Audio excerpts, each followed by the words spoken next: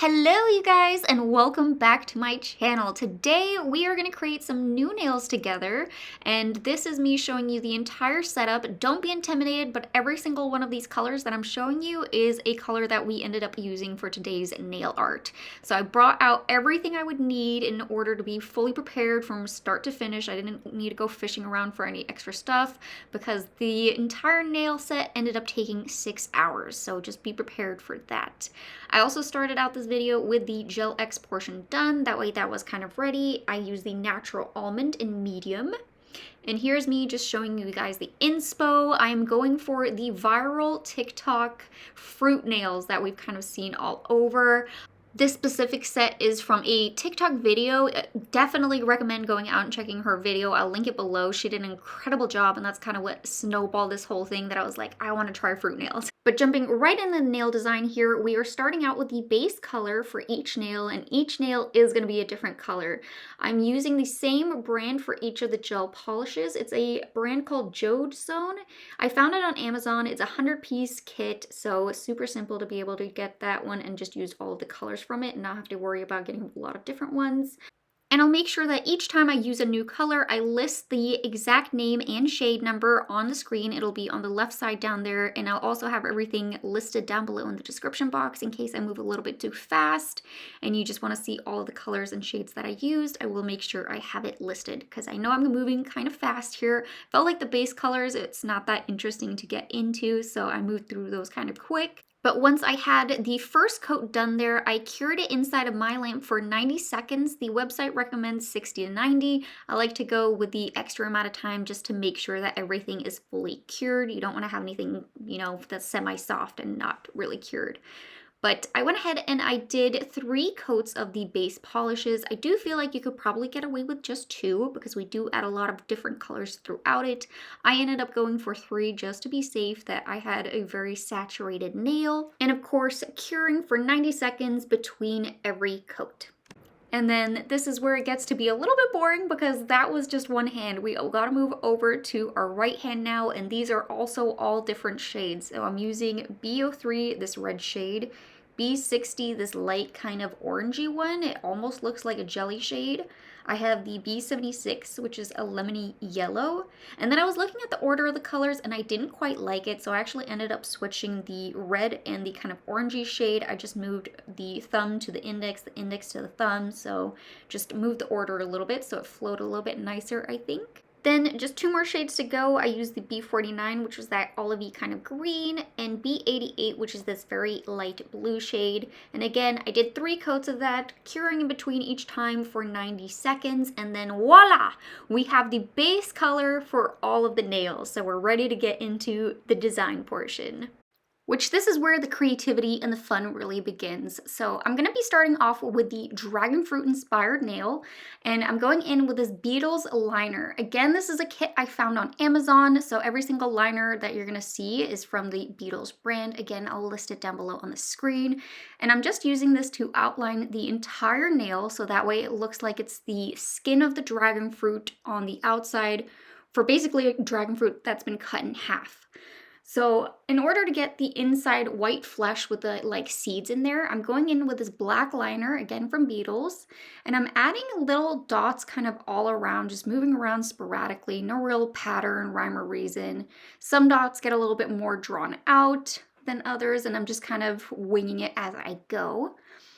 And then in order to get a little bit more dimension, to make it look like the seeds are sitting at different levels in that flesh, I went in with this gray color. I had to use a liner brush on this because I did not have a gray in the liner pack. And I just went in between each of the black specks and added those in there. Again, very sporadically, no real rhyme or reason. And I think it gave a very good contrast. And then I'm adding this Appraise top coat and giving it a full cure because we are done with this dragon fruit nail.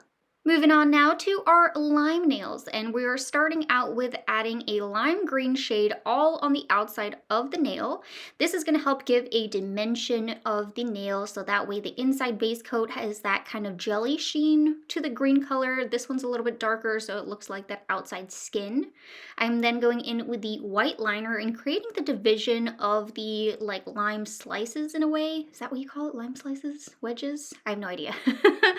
But it gives it that kind of like limey look. And then once that has been created, I am just going through with a white border around that in between the lime green shade and the lines there. So you can kind of see that happening there. I also evened out in between all of the lines, adding a little bit of a curve so it didn't just look like a flat line in between, and gave it a little bit more of a smooth look. I then went in with a Praise top coat, and now I'm going in with this rhinestone glue. This one is gonna help make it look like the lime is kind of jumping out at you, so it's giving it that 3D look. And I'm going in between each of those divisions where that kind of jelly green is, and just creating a kind of bump in a way, a drawn out bump. I don't know if that's the best way to describe it. And I'm curing in between with a little lamp for a flash cure, each individual one, because otherwise it's going to try to flatten out. And then giving it a full cure once that's all done. Now I'm going to be moving over to another citrusy kind of nail. I thought I would kind of do them all at the same time since I have that vision in mind. So I'm moving over to the other hand, my right thumb. And this one is going to be an orange slice. So I'm using an orange liner to go around the outside of that entire nail. And then on that same hand, the middle finger, I'm going in with the yellow liner. And this one's going to be a lemon nail. So again, I'm going through with that same technique. I'm going through with a white liner, creating all those divisions on both the orange and the lemon, making sure that it has a nice curve to it so everything flows, and creating that outside white border along the outside of that as well. And then going again in with that 3D rhinestone glue in order to create the kind of 3D effect of it. Oh, of course, I also did add the top coat. Almost forgot that. I add that in before I go in with the 3D gel art, because going in with it after that 3D is on, it kind of makes it look very sloppy because it kind of lays over that 3D really weird. So make sure you do that before you go in with any of the 3D art process that we're going to do on any of these nails. But again, same process for these 3 nails, and I was able to knock them out first because I kind of knew what I was doing with those, so it just made it a little bit easier. And my thought process of the order I was going with the nails here was trying to do the easiest ones first. That way I was left with the hardest ones in order to kind of have more confidence once I reached the end there. So another one I thought was pretty easy was this grape nail. And I started out with taking 2 different shades of green, one a little bit darker in order to create a leaf at the top. I'm not 100% happy with how my leaf shape ended up turning out. You can definitely do yours a little bit different, however you see fit, but I went with a darker shade first as a base, a lighter shade in order to create those veins in the leaf. And then I took my rhinestone glue and I was trying to create little round balls all over on the nail. I wasn't really going with too much of a pattern here. I just wanted to make sure that I created a kind of like grapey look. So I just tried to make sure that they stayed very round, flash curing immediately once I got that kind of round shape. And then this is kind of what it ended up turning out looking like, and I thought it was really cute. I liked it. Next up is our papaya nail. So I tried to create a different burnt orange kind of shade of the flesh of the inside of the papaya here. I feel like the shade I chose was a little bit too light. In person, it does show off darker, but on the screen here, it kind of looked like it was no different. So I recommend maybe going with a different shade for that, but I try to create that like 2-dimension orange shade. Then going in with the brown liner and adding the seeds that are kind of staggered all in the center there. I thought the seeds ended up turning out really nice. I topped it with the top coat, making sure that one was fully cured. And then going in with my rhinestone glue, I added little dots wherever those little seeds were in the middle, cured those in between, and that way it just had like a little dimension where the seeds were. Which I'm not a professional, I'm just doing this for the fun of it, so I feel like these are turning out great so far. But this next nail, oh my gosh, this actually ended up being my favorite nail out of all of them that I ended up doing. This one turned out so nice. This is my watermelon nail that looks like it's just a little slice. I went in with that dark green shade and outlined kind of where just the cuticle sits. And then taking this very light, almost blue-green shade, going along that same exact border I did of that dark green, taking a clean brush and dragging that color down just a little bit onto that kind of pinky red shade. This helps it look like that watermelon. If you've ever seen one sliced up, it kind of looks like it fades into the flesh a little bit. So I think that gave it that same kind of dimension. I then ended up taking this kind of pinky color in order to make it look a little bit more watermelon-y. I felt like it looked a little bit flat with just that one shade under. So again, I cleaned off that brush and kind of brushed it out along the other shade. And I think that really helped. I then grabbed my black liner and I created these little seeds all throughout. And these ones were kind of on opposite, I forget how you describe this. So it's like one up top, two at the other side, and then in between each open space on that next level is where I place the seeds. Does that make sense? I feel like I don't know what I'm talking about, but you can kind of see it when you're looking at the nail there, what pattern I went with. And then I topped it with a top coat, and I felt like this one didn't really need any 3D art, so I just left it at that. And then now we just have 3 more nails to get through on our right hand. I'm gonna start with the strawberry, and I decided to go in with a deeper red shade kind of at the tip of the nail there in order to give it, again, a little bit more dimension, using that a whole bunch. Taking a plain brush, just kind of brushing that out in order to kind of give it a different feel, a different color. And then I felt like I didn't have the right shade of green for what I wanted for the top of the strawberry, that little like green part you always get with it, so I decided to mix this dark green shade from the Jodestone and the lime green from Beetles, and I mixed them together on this little sheet I have. I really need to get one of those acrylic things in order to mix colors on there, but I felt like that ended up working out really nice, so I just created that top little green hat. At least that's now what I'm calling it. And then taking that dark green shade, not mixing it, and adding the kind of veins throughout that top little hat there. And voila, we have our top leaf. Now we're focusing on the seeds. So I'm taking this yellow liner and adding the seeds. I'm making sure that they have a pretty good spacing between them. I start out with 3, move down to 2, and then as I'm going down, making sure that they're in between the open spaces of the other ones. This is crucial because when we're going into the 3D portion of this, we need to have that division in order to create our line work with it. And again, I made sure I had that top coat on first. And then here's where it gets a little bit tricky. So rhinestone glue, we're creating a diagonal line throughout those seeds. So I'm dragging it across.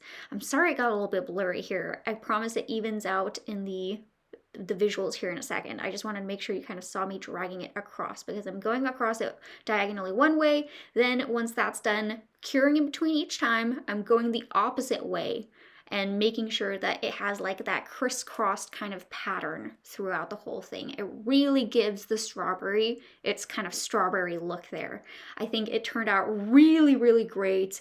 Love this nail. I saw another one where they had a full set of just strawberry nails on their hand, and oh god, that looks so pretty. I might end up doing that myself because it just looked so good. For our second to last nail here, I decided to create a honeydew, which I realize now the colors give off way more blue than it does kind of like a light green shade. So that was where I kind of messed up here with my choices. But again, if I hadn't gotten the shades wrong, I just tried to create a different dimension with that other shade on top in order to make it look kind of like that melon wood. And then moving over to the seeds, I took this yellow liner, and if you look at a honeydew that has been cut in half, it looks like there's 2 definite rows of seeds. They're very much clustered together, but it's almost like 2 definite rows. So I try to create that with the yellow first, and then going in with this brown shade on this liner brush and kind of going in between all of those seeds to kind of make them pop out a little bit more. I didn't have exactly the right shade for the seeds either, but I think it ended up working out, kind of mixing the yellow and the brown there. And then adding a top coat. Again, I did not do any 3D design on this one. I just left it as is. And now finally, we got the last nail. This one is gonna be our avocado. So I'm taking this dark green shade and I'm using it to outline the outside of the entire nail here. This is gonna give the skin look of the avocado. It's kind of the same method we've been using with a lot of these different nails here.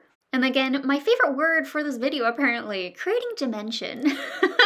I'm taking this lighter shade with a clean brush, dabbing that along on the center of this avocado, and then adding a Beetle's brown liner brush in order to create the pit of the avocado, the little seed.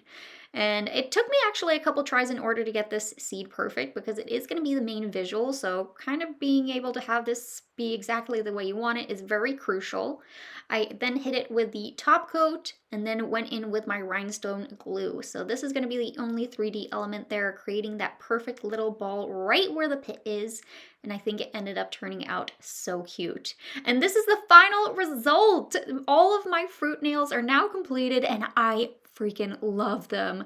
I actually got so many compliments going out with these nails, so I would 100% recommend it if you have 6 hours to sit down and do it. I definitely do recommend doing it in stages. I kind of start out with doing it 2 days in order to create the nails so that way I don't burn out. I start out with getting the Gel X like tips on one day and then doing the nail art portion the next day, unless I'm doing a video like this for you guys, and then I just power through and try to do the whole thing. But I do recommend doing it that method instead. But yeah, I love these nails. I really hope that you guys enjoy this. Hopefully I was explaining it okay. If there's any editing or things that I need to start doing with my future nail videos, please let me know so that way I can improve for the future. I know I need to work on my camera angles a little bit. I know some shots were a little bit blurry, so I do apologize about that, but hopefully I was still able to give you guys a good kind of tutorial on this because I hadn't really seen a full in-depth one anywhere. So yeah,